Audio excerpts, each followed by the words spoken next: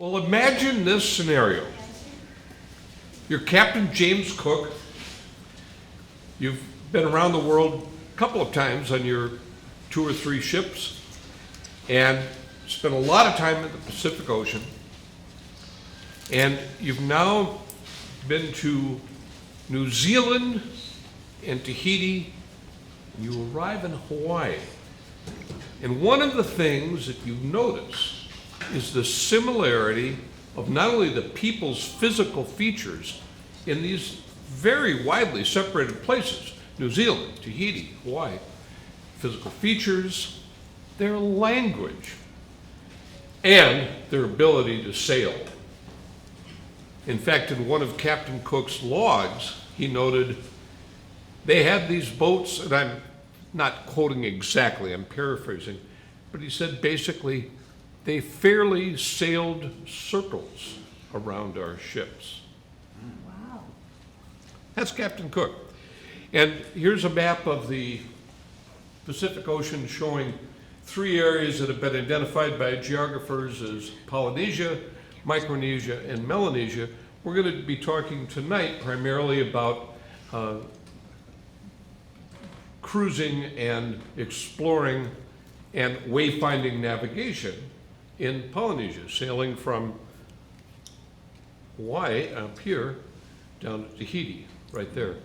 And the difference being with no navigational instruments whatsoever. No compass, no charts, no GPS, not even timepieces. At the beginning of the voyage, all of the crew members on board removed their watches. They were placed into a bucket and sealed, and they had no access to time. But back to Cook for a moment.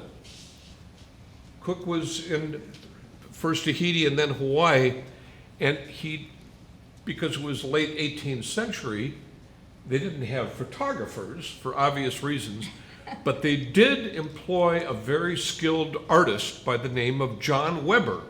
And he made this drawing of a Polynesian craft. Notice the sail and the guys paddling.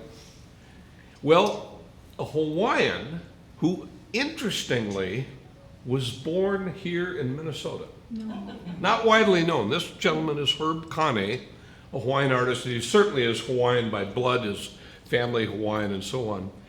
Herb Kane, let's put it this way, he looked for a way to provide experimental archaeology to demonstrate that Hawaiians and other Polynesians could in fact sail long distances without any navigational instruments. And the reason I emphasize this is because at the time that he decided to do this experimental archaeology, there was I won't say a large contingent, but a contingent of scholars who felt that, oh no, Polynesians, Hawaiians, they had no written language, they certainly were not going to be skillful enough or knowledgeable enough to know how to navigate purposely and sail long distances. It's just out of the question. Herb Kane felt differently, and he found a group of others who felt the same way. They founded a voyaging society called the Polynesian Voyaging Society. And looking back at these drawings made a couple of centuries earlier by Cook's artist James Weber, Herb Kane made this drawing, and then also made some architectural plans to design the Hokule'a. Hokule'a is a name for not only the Hawaiian craft we're about to see, but also for the star that passes directly overhead on the big island of Hawaii every night, a star that we would call Arcturus, but because it passes overhead in Hawaii, it's called Hokule'a, meaning the star of joy or the star of gladness. And please notice the similarity between Herb Kane's drawing and the actual vessel. This is the Hokule'a, in this case in the doldrums of the mid-Pacific Ocean. And indeed, their goal was to sail from Hawaii to Tahiti and back to Hawaii. So there it is at the mooring in Hilo Harbor, just prior to departure. And we're going to do a couple of things tonight. We're going to review the Hokule'a crew, and in seeing the crew, we'll get a little bit of an idea of life on board, but then we'll also focus on the navigational clues that the crew used, specifically the Hawaiian navigator, to get to Hawaii, or to get to Tahiti and back. So let's start with our crew. Our captain, Gordon P. Anaya, our first mate, Leon Sterling, our navigator, a wayfinding navigator, Nainoa Thompson. In this case, he was using one of the steering devices. The mentor to our navigator, a man from Micronesia, a little tiny island called Sadawal. This is Mau-Pialug. And at the time that Herb Kane and others were forming the Voyaging Society, they really didn't know at first where to look for someone who could teach wayfinding navigation. And it took a Peace Corps volunteer who just happened to know this man, who said, well, he's just up the street teaching some Peace Corps volunteers how to make fishing hooks. And he happened to also know that he was a wayfinding navigator. And it's a long story, more time to be spent on that perhaps another night. But Mao was willing to teach Nainoa the skills of wayfinding navigation. Bruce Blankenfeld, another member of the crew. Chad Babian, our ship's doctor, Pat Ayu from the island of Kauai. And this guy, I'm closely related, demonstrating the only shower that we had on board, namely a 5-gallon bucket. Dip it in the ocean, about as close as you can get to an unlimited supply of water. And that's how we would bathe every day. So let's talk about wayfinding. Wayfinding, early on, we described this as non-instrumental navigation. First of all, it's too verbose, too many words. And the non didn't ring well, didn't sound. Wayfinding, it's great. The idea is finding your way. Anybody recognize this photo? Looks like the city of New Ulm. We aren't exactly north and south. Okay, that compass rose is at the front steps, or at least it was when I took the photo, of the former city hall. And I just have been incorporating this into this presentation for some time. One of the things we need to know in wayfinding are to find the cardinal directions. Now, of course, we're here in the North Star state. We should embrace the North Star, don't you think? This is, by the way, the navigator's compass that was in his mind. He had envisioned this star compass. And these are Hawaiian names for not only the cardinal points of the compass, but about 32 different points of the compass. And I happened to be on board and used my time to interview the navigator twice a day, and he would recite these different positions. So I had to, of course, quickly look through my notes. He didn't use any notes. He felt so strongly about the experiment of no instruments, no watch, no compass, no section, that he didn't even use pencil and paper. So let's talk a little bit about some of the stars here in the North Star State. I hope we know this one right here. You may know that the North Star is not only true north.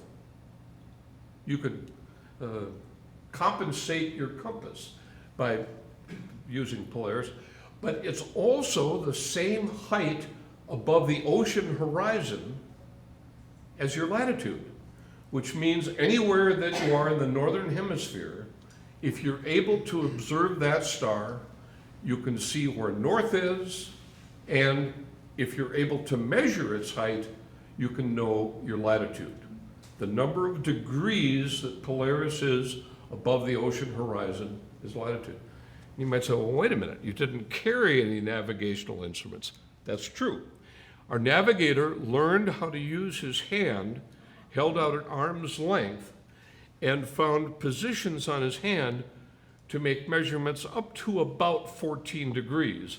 And then, of course, had to find other ways for going beyond 14. But at any rate, you probably know the Big Dipper here in some parts of the world. It's called the Plough. And these two stars, the leading edge of what we think of as the cup of the Big Dipper, point conveniently to the North Star.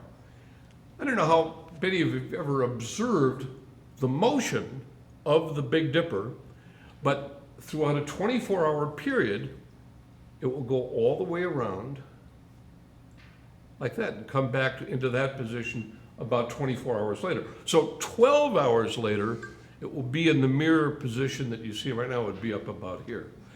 But during all of that time, these two stars, Dubhe and Merak, will continue to point towards the North Star. And that's significant, whoops, hold on, because we talked about making this observation in the Northern Hemisphere. Well, Tahiti is not in the Northern Hemisphere, okay? So once you cross the equator and are headed south, you have to say goodbye to Polaris, by the way, which the Hawaiians called Hokule'a, meaning a steadfast star.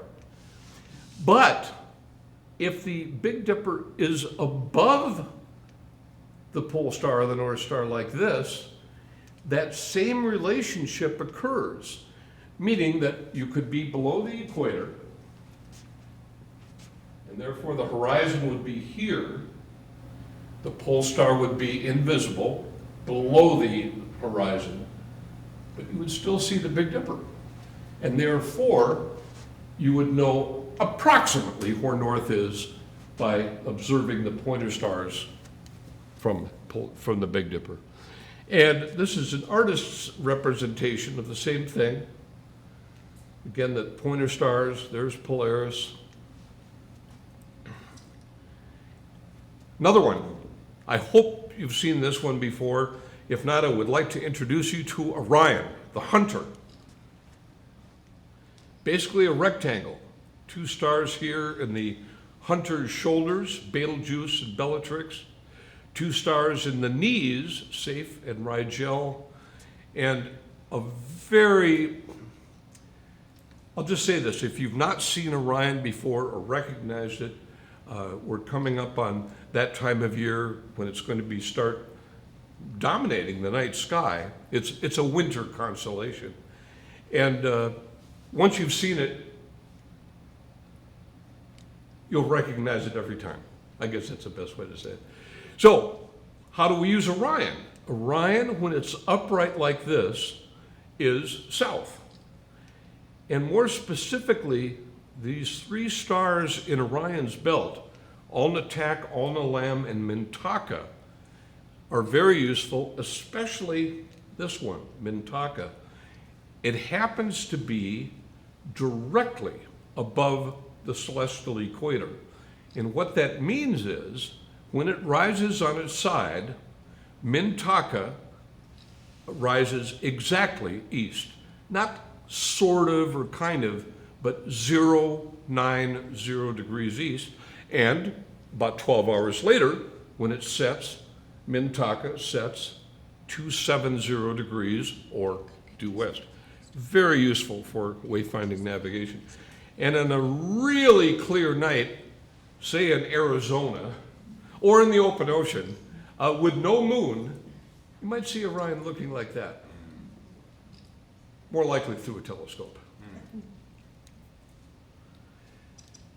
We're spending a little extra time on Orion because it's also useful in finding other very valuable stars. If you use the three stars in Orion's belt and carry that line down to here, you come to the brightest star in all the sky. Now, you might say, well, wait a minute, no, I know that Venus is really bright, and you're right, Venus is brighter, but it's a planet. Sirius is the brightest star in the sky, actually by quite a bit. And you might notice that the illustration made by the artist also might suggest to some of you a dog. We call this the Canis major, the big dog. There's the face, ears, front paws, body, tail, hind legs, and so on.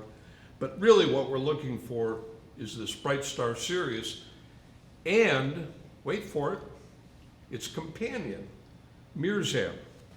Next slide. When Mirzam is directly over Canopus, you're looking due south. And again, not kind of or sort of 180 degrees. Now, admittedly, it's not like the North Star. If you're in the northern hemisphere, you look up at a clear night, you can see the North Star. That's it, it's north. This you have to wait for. In other words, Mirzam has to rise, Canopus has to rise, and you have to wait until they're on the meridian, meaning so that they're basically upright. In other words, in this configuration with Mirzam over Canopus. But when that is the case, you're looking due south. Incredibly valuable to a wayfinding navigator. There's a book that was written, actually it was before the Hokule'a set sail, but by a man who helped Nainoa Thompson, who was our wayfinding navigator, learn the stars when he was still on shore in Honolulu. He worked at the Bishop Museum. His name is Will Kaselka, and he wrote a book called North Star to Southern Cross. And in fact, these illustrations are from that book. So you remember the Big Dipper, points to the leading edge of the cup, points up to the North Star, which would be about here. But follow the arc of the handle. And if you follow the arc of the handle, you come to Arcturus.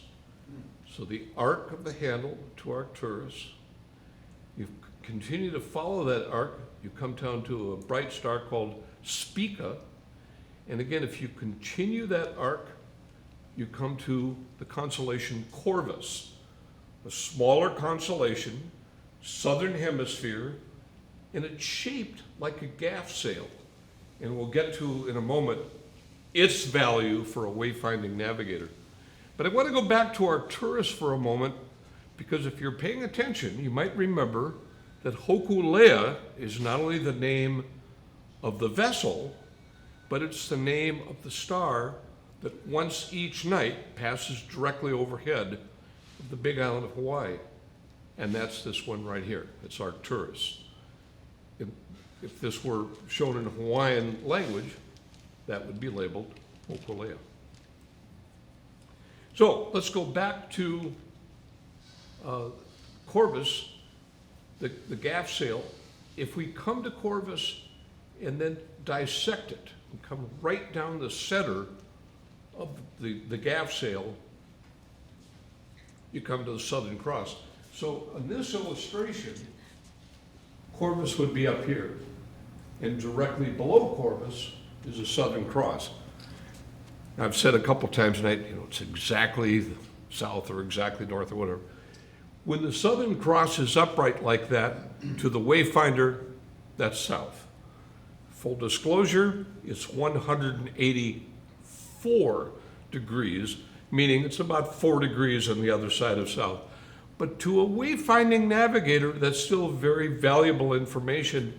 And if you're using it, for example, to steer the Hokule'a on a course, maybe you'd have the Southern Cross upright like that off the starboard bow, if you're going southwest. These two stars are considered pointer stars to the Southern Cross, Rajokataurus or Hadar, also known as, help me out here, I'm spacing it. It's the closest star other than our sun, the one that's only 4 light years away. But that has nothing to do with wayfinding. So, other things that the wayfinding navigator could use. The stars are used extensively at night. Well, obviously at night. And of course, you always hope for a clear night. But you have then, if it's this time of year, either near the fall equinox or during the spring equinox, means you've got about 12 hours of being able to see stars. But the navigator also used sunrise and sunset. The sun, as it turns out, is not particularly useful when it's high in the sky, because it's very difficult to tell, is it north, is it south, because it's almost overhead. But when it rises and when it sets, it's valuable. And we're coming to a time of the year when we can get back to that kind of precision that we talked about earlier. You may know that we're coming up on the equinox. I think this is usually right around September 21st. I think this year it's actually September 22nd. On that day, the sun will in fact rise due east and set due west. And this is a bit of a stretch, so stay with me on this one. The moon, I'll just blurt it out, it's not particularly useful for a wayfinding navigator except near the equinox, either around March 21st or around September 21st, and when it's in the quarter phase like this. So this is a moon in, I think this would be first quarter, meaning, I know a lot of people say, oh no, it looks like it's half. Well, it's half illuminated, but it's a quarter of the way through its total phase. There's the first quarter, then there's the full moon, then there's the third quarter, and then there's the new moon. So if you have a first quarter moon, and it's close to the equinox, let's say within a few days of the equinox either way, and the moon is high in the sky, this terminator, the line between the dark of the moon and the light of the moon, that line is north-south. Now, stay with me on this. That means if you're facing it, we're going to hope that you'll know whether it's either south or north. Another thing the wayfinding navigator used to determine direction, because remember, you might be out at night and you know all of these stars. I think our wayfinding navigator knew more than 200 stars, not just their names, but where to find them in the sky and how they could be used for navigational reference. What if it's cloudy? What if it's the middle of the day and the sun is high in the sky and it's not a very useful tool? The answer are ocean swells, not waves. Waves are just locally formed. If a breeze comes up, you get little waves. Swells are formed as long-range phenomenon over the open ocean and typically continue in the same direction, sometimes for days or even weeks at a time, coming, let's say, out of the southwest or the northeast or wherever it's coming from. What changes it? Islands. What that means is if the navigator has been using a particular swell to orient the craft heading towards Tahiti, and he detects a change in that swell direction, you can make the supposition that what's happened is that there's an island in between. And that's obviously very useful information, especially if it's the one you happen to be going to. And finally, birds. Not all birds, but birds of the open, or birds of the sea that fly only a short distance from islands, maybe 10, 20, 30, maybe at the most 40 miles. Their habits are quite regular, the birds that do this. They are on the land at night, and in the morning they tend to fly out away from the island to get food for their young or food for themselves. So if you see a bird flying in the morning, it's one of the birds useful to a wayfinding navigator, you can surmise that the land is in the other direction. There was a time when our navigator saw that, thought he saw that, gave a really good look, got up on the mast, and I don't know if you can see it, but that's what we saw. That's the island of Tikahau. It's not Tahiti, but it's part of the Tuamotu chain of islands, and it's considered a low island. It's not volcanic, and meaning It's very difficult to see. You've got to get pretty close. But this is the cool part. Well, actually, it's all cool. After 2,400 miles of sailing from Hilo, Hawaii, he was off by 9 miles. That's crazy. Wow. No instruments, no GPS. Whoops. And so we came to the island of Tahiti, pulled ashore at Papeete Harbor, and it was a great voyage. Questions that almost always comes up, how long did it take? It was 32 days going from Hilo, Hawaii to Papeete, Tahiti. 25 days coming back, Papeete to Honolulu. What's the difference? Easy answer, the doldrums. On the way to Tahiti, we spent 1 full week just waiting. We're stuck in the doldrums. Doldrums are an area typically near the equator, within 4 or 5 degrees of either side of the equator, where there is no wind. We had no motor. We did have an escort vessel that followed some distance behind us, but they were strictly instructed to not go in front of us for obvious reasons. And we weren't in danger, but it was just really, it was absolutely the toughest part of the trip. We had a near storm the first night out, 40, 45 knot winds, something like that, that tested our seamanship, but, and we survived. But the week in the doldrums,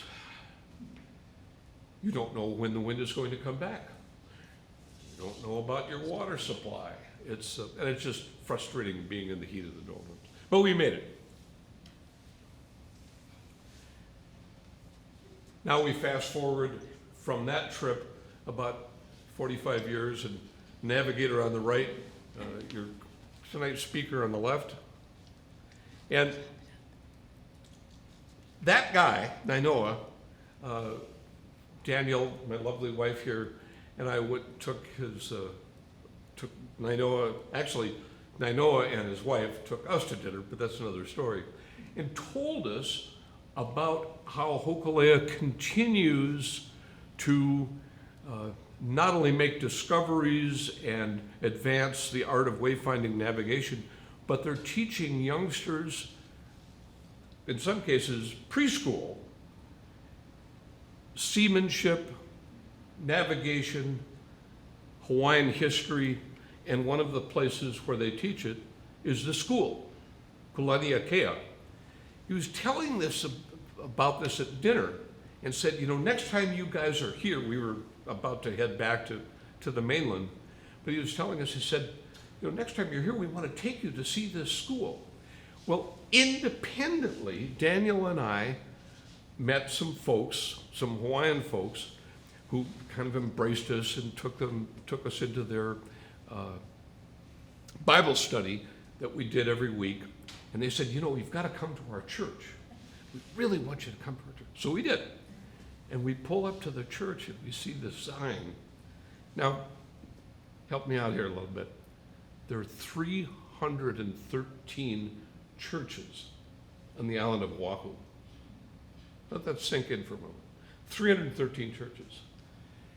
Nainoa and his wife told us about this school, but didn't know that we had met this Hawaiian couple or that we had been invited to their church. And it turns out that the school that Nainoa and his wife are talking about is at that church. I'll just say this, you can't make that stuff up. And here's some of the youngsters, all in their life jackets. They go out in a little boat, it's not the Hokule'a, but they get acquainted with the sea, they get acquainted with seamanship and sailing and life at sea, and they're back in school. They're taught, again, Hawaiian language, Hawaiian history, and yes, wayfinding navigation. Right now, the Hokule'a, 50 years later, 50 years since it was launched, it's been rebuilt several times, by the way, is on a very ambitious voyage around the Pacific Ocean. They're starting in Alaska, going down to Hawaii. Part of it's on the coast of South America. They're taking in New Zealand. You can see the route. This route that they're taking, if you step off all the miles, is longer than the one they did about 10 years ago when they went around the world. That's how big the Pacific is. Pretty amazing. So if you would like to continue to learn a little bit more about Polynesian seafaring, Polynesian wayfinding, two excellent, excellent books. I've got to promote books here at the library, right? One of them is by Christina Thompson. By the way, absolutely no relation to the Navigator. It's called Sea People, and there's one chapter on Hokule'a, but it covers very broadly the whole exploration of the Pacific, and it's a good read. And this one by Sam Lowe, Hawaiki Rising, is in fact specifically about Nainoa, about the Hokule'a, and everything that it took to get the Hokule'a from Hawaii to Tahiti. And again, very, very worthwhile reading. I do have a handout that you're welcome to have that gives kind of a summary, a very brief summary of Sea People, and then on the other side, a list of some of the stars that we spoke about tonight.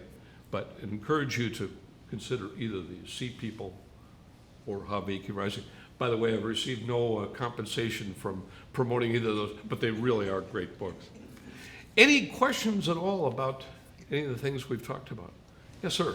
Were you thinking of Alpha Centauri as that star? Yes, yes, thank you. Yes, Alpha Centauri. Any other questions? What was your diet while you were out there? And were you catching a lot of stuff? And what's the most unusual sea creature you saw while you were out there? What was our diet and what was the most unusual sea creature? Well, first of all, we carried a lot of canned food because we didn't know how long we were going to be out there. We knew that the prospect of being stuck in the doldrums was a real possibility. But we were blessed with having, I think, 5 very experienced Hawaiian fishermen on board. There was a crew of 14, by the way. We caught 21 fish on the way down. And of course, I mean, we had sashimi, we had fillets. I think the largest fish was about that long. But full disclosure, it gets bigger with each telling. Yeah, right. And the true fishermen would say. But we really did eat well. We couldn't possibly have had fresher fish. Because you imagine, the 3 o'clock in the afternoon, somebody's reeling it in, and then 5 o'clock, we're eating it. And so we had a lot. We had enough fish that we gave some to the Tahitian folks when we got there. And the others, we had fruit. In Tahiti, for example, we were given a lot of pamplemousse, French name for grapefruit. But we had other fruits, vegetables, and so on, but admittedly a lot of canned foods. And again, we don't pretend to know how they managed in the long distance voyaging hundreds of years ago, except that they did it. The archaeological evidence is absolutely convincing, let's just put it that way. Most unusual creature. Not sure. We did, by the way, we talked about the birds that only fly 10, 20, 30, maybe 40 miles from land. There are other birds that are useless in terms of navigation, but they're out in the middle of the ocean. And I mean hundreds, if not a couple thousand miles from land. And here they are swooping around and occasionally diving into the water. I think that's what fascinated me the most. And I guess that would also qualify to answer your question about the most unusual. Did they have sailfish? We didn't see any. But we caught a lot of different fish. And by the way, again, full disclosure, I'm not knowledgeable about fish types other than taste good. Any other thoughts, questions, comments? Yes, sir. How did you cook those fish? Did you have gas along with you? You mean as in for How fire? did you cook? Yeah. We did have a little hut, if you will, that shielded our little propane stove, and so we made some compromises there. We weren't pretending that we were duplicating every aspect of early Polynesian voyaging. We wanted to eat well, and we did. So, for example, we had a change of watch every 6 hours. If one of those watch changes was the middle of the night, say midnight or 3 in the morning, whatever, we'd use that little propane stove to make hot chocolate for all of the incoming crew members for the next watch. What year was your expedition? What year was your expedition? The voyage in which we consider very significant because Nainoa became the first Hawaiian navigator in perhaps 600 years to do that kind of wayfinding navigation. Was 1980. And they've been sailing ever since, but that was kind of the landmark, well, it was the landmark voyage. Where did you get your interest in mariners? How did that interest in being a mariner come about? I mean, how did you get interested in ocean travel? Myself. Yep. I guess going to Hawaii, here I am, a native New Ulmite, and I enlisted in the Marines, and I got stationed in Hawaii. This is, by the way, the height of the Vietnam conflict, and I'm in the Marines, and where do I get stationed? Kaneohe Bay, Hawaii, where I learned to sail at the Special Services post. And then I read about the Hokule'a, and there was something about what they were doing that just appealed to my spirit. And here I am, you may know the term haole, and it's not really a derogatory term, it's just descriptive. It means someone not from Hawaii, a Caucasian or foreigner. Well, I was definitely a foreigner. And when I first applied to be a crew member on the Hokule'a, I wrote to the president of the Polynesian Voyaging Society. It was a very Western thing. And I sent a resume and said, here's the sailing I've done and blah, blah, blah, and I've taken these navigation courses. And I got this letter back that said, sorry, we already have a crew. Thank you very much. We appreciate your support. I did that a couple of times. And then I decided, I'm doing this the wrong way. I went to where the Hokule'a was tied up at that time directly under Aloha Tower in the middle of Honolulu Harbor. There were some guys on the vessel. I just said, hey, I'm here to help. I didn't say anything about getting on the crew. I just said, I'm here to help. And as Bruce Blankenfeld much later said, he just showed up. And I just kept showing up. So, anyway, got on the crew that way. Any other thoughts? Yes, ma'am. What about the sleeping quarters? I mean, it doesn't look that big. Well, I'll just say that from that trip, I learned to sleep really well. There was some sleeping on deck. You just lay down on the deck. There were 2 navigators' platforms, count them, 2, and there were 14 of us. So we kind of took, it obviously reserved for the navigator, but if the navigator wasn't there or not occupying the other one, we kind of took turns because it was considerably more comfortable. But there were also covered accommodations. It's a bit of a stretch to call it an accommodation, but there was a handrail where there was canvas covering down to the outer part of the hull, and then canvas also going straight down to the deck. And there was a little hole in that, and you could crawl in there. What we told people who asked about that question later, we said, well, it kept us very dry on warm sunny days. Yes, ma'am. So what did you learn about trust in nature, in your crew, and in yourself? About stress? T-R-U-S-T, trust. Oh, trust. There was a lot of that. We really had to. I was going to say. I mean, but it came very easily, and I will tell you that one of the things the Voyaging Society did long before the trip, we did the, what's that called, the Myers-Briggs test, where we learned about our personality types, and you know, ISTJ or whatever that is, you know, extrovert or introvert and all that.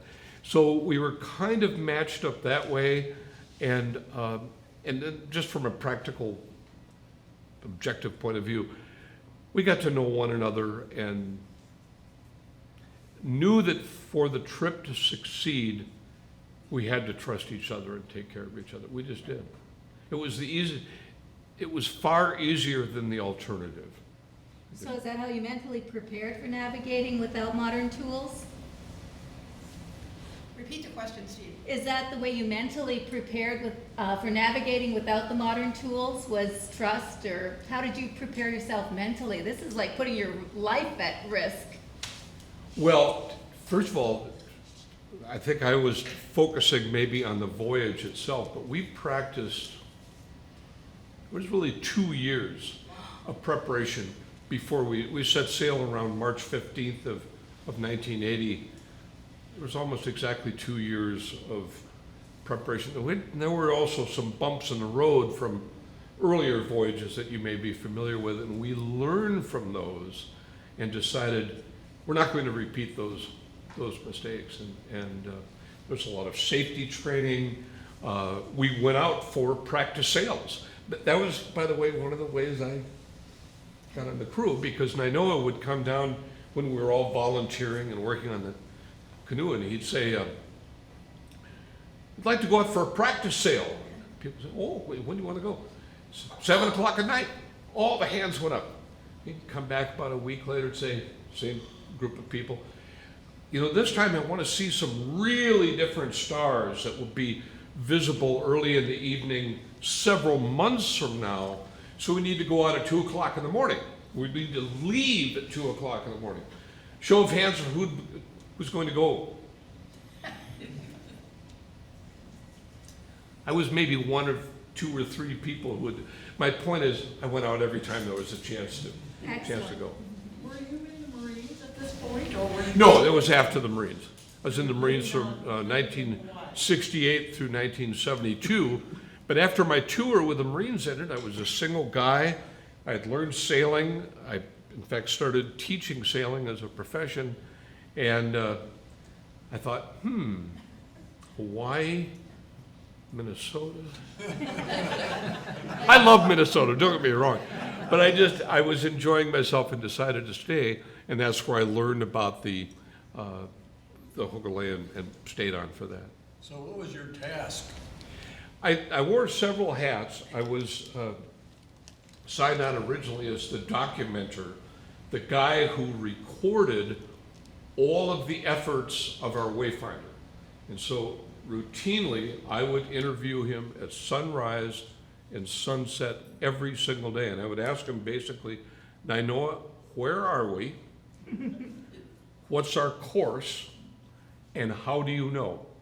And there were more, but those 3 things were asked every time. And I was allowed to keep notes. In fact, I had a tape recorder so I could keep all this information.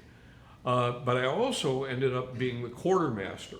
There had been some problems in an earlier voyage with loading in which the craft was unstable. And I'll just say I had some experience in loading and that sort of thing. So I was appointed as the quartermaster. So I knew where literally everything was on the vessel, the water and the food and personal belongings and things like anchor and chain and extra sails and that sort of thing. And we made a point of making sure that it was properly loaded.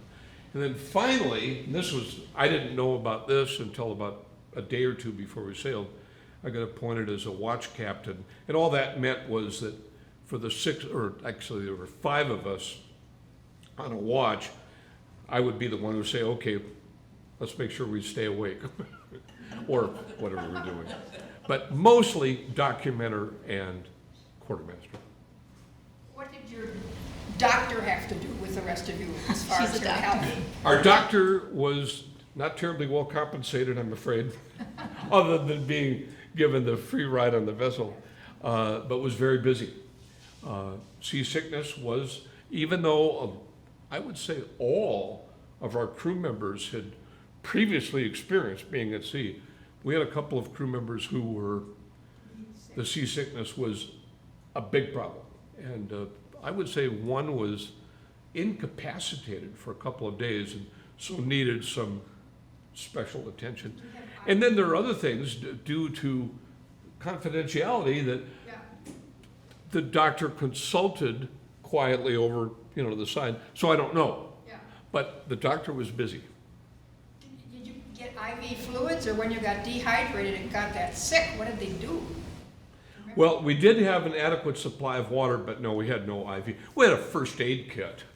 But no IV, no fluids like that. The other thing is, you said canned foods. Did you have Spam? I think we did. Yeah, I thought you Sure. would. Hey, we're I from thought you Hawaii, right? Of course we're gonna. Yep, I think Spam hit Hawaii. I think that's one of their favorite Yep. foods. Yeah, yeah. Any other thoughts, comments, questions? Were there moments on the voyage when the stars or the swells felt especially personal or symbolic? Ooh, my goodness. Repeat the question. Oh, I'm sorry. Were there moments on the voyage when the stars or the swells felt especially personal or symbolic? Were the stars personal or symbolic? I think for each of us, that's probably an individual question. I'm a real fan of the Pleiades, which, as it turns out, is a star cluster within the constellation of Taurus, the bull, but it's not particularly useful for wayfinding. It's just a really cool little star cluster to look at.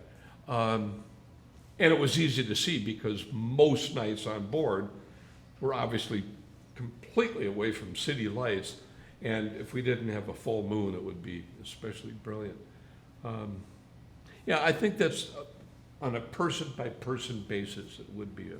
Can I ask Answer. one more, and then we don't have to talk after the program? Of course. So how did the crew honor ancestral knowledge during the journey, and what did that look like from day to day? Cultural practice, lived experience. How did the crew handle, say that again, culture? How did the crew honor their ancestral knowledge during the journey, and what did that look like from day to day?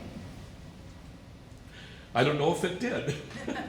And what I mean by that is I don't mean to be glib about the significance of Hawaiian history or Hawaiian culture, but other than we were doing it. I mean, we were out there doing what we like to call experimental archaeology, and it was experimental archaeology. And by the way, we did it. In other words, we demonstrated that Hawaiians and Polynesians could, in fact, sail long distances purposely.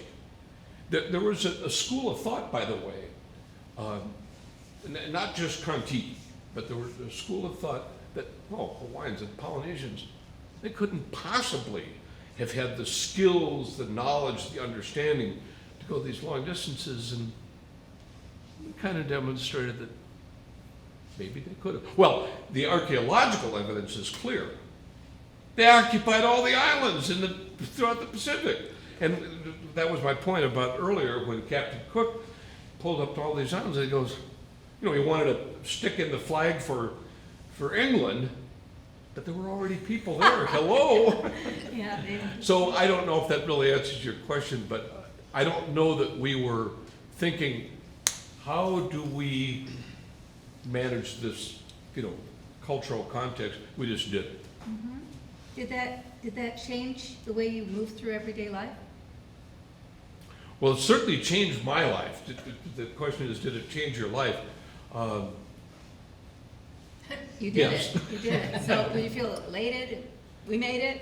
Well, part of it, and again, personally, I'm serious about the thing about sleeping. It doesn't matter where I am. If I have a chance to nod off, I can and I do. My point is that if I have to get up at night, and those of you who are my age probably understand that. We do. I put my head back on the pillow and I'm out. And I attribute that to my experience on Hokule'a. Can I ask how old you were when you were your age while you were doing that? I think about 31. Young, okay. About 31. Yeah. Young, but not too young. Exactly. Any other thoughts? Yes, ma'am. Has the Smithsonian done any study or reports about this? Because this is very valuable. And The Smithsonian, I think. The Smithsonian Museum.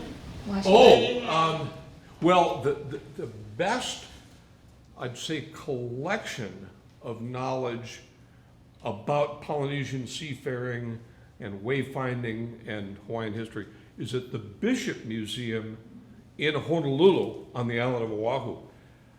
I don't know about the Smithsonian one way or the other. Don't know if they've archived this information or not. Well, you prove that an Auslander could really do well in Hawaii, even though you came from New Ulm. Yes. Yeah, well, there you go.